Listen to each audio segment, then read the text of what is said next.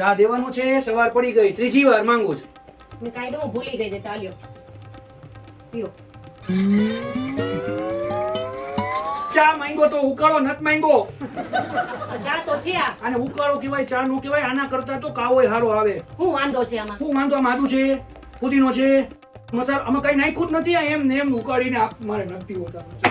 એમ આદુ ને ફુદીનો ને મસાલો ને બધું નાખો એવો છે? ઓય જ આવશે મારી હારે નાટ દ્વારા ચા પીવડાવીશ. ચાર કોડિયા ભરીને પી જા. અને ચા નો કહેવાય.